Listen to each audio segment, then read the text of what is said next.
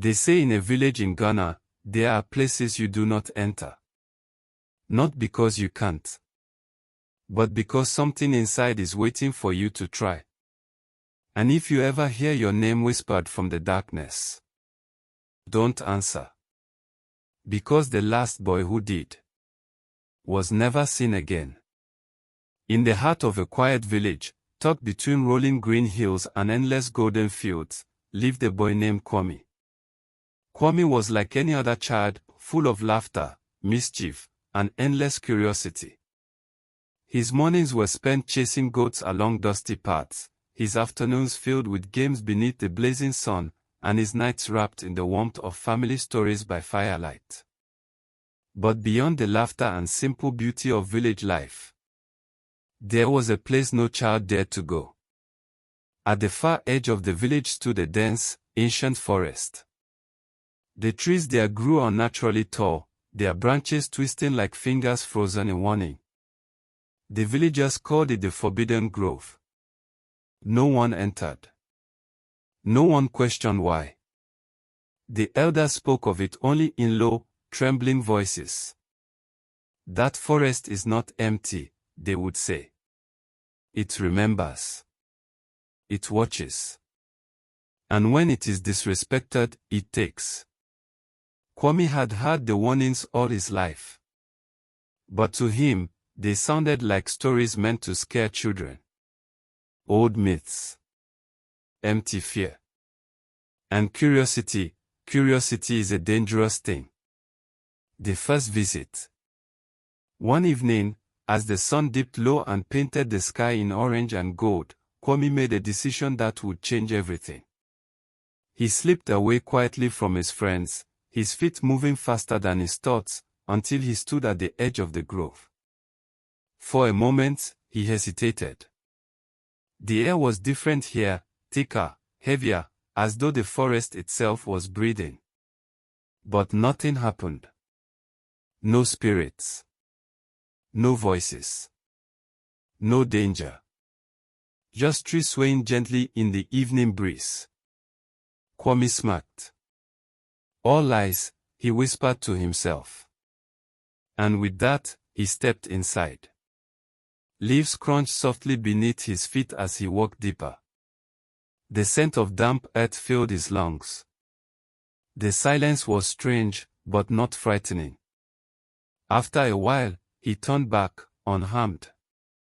That night, he slept with a quiet sense of victory. He had done the impossible, and nothing had happened. The second visit. The next evening, Kwame returned. This time, he walked further. Bolder. The forest felt different now. The light faded faster than it should. The air grew colder. Then he saw it. A massive, twisted baobab tree standing at the heart of the grove, its trunk scarred and ancient, its roots clawing into the earth like something alive. Kwame stepped closer. And that's when the wind came. A sudden, chilling gust circled him, whispering. Not like ordinary wind. This sounded like voices. Faint. Broken. Calling. Kwame froze. For a second, fear gripped his chest. But then he shook it off, forcing a laugh. It's nothing, he muttered. Just the wind. Just his imagination. But as he walked away, he couldn't shake the feeling that something had noticed him. That same night, far from the forest, the chief priest awoke in terror. His body trembled. His breath came in gasps. He had seen something. In his dream, the gods had gathered, silent, powerful, their presence heavy like thunder before a storm. And among them, a name echoed. Kwame. A boy who had crossed the line. A boy who had been seen. The priest rushed to the palace before dawn, his voice shaking as he spoke to the king. The king's face darkened with fear. This was no ordinary warning. Kwame's parents were summoned immediately. That evening, their home was filled with tension. "Kwame," his mother pleaded, tears shining in her eyes, "promise us, you will never go there again." His father's voice was firm, but afraid. "The gods are watching you now. If you return, they will not forgive you." Kwame said nothing. But inside him, pride burned stronger than fear. The third visit, the point of no return. That night, under a sky swallowed by darkness, Kwame made his choice. He would go back. One last time.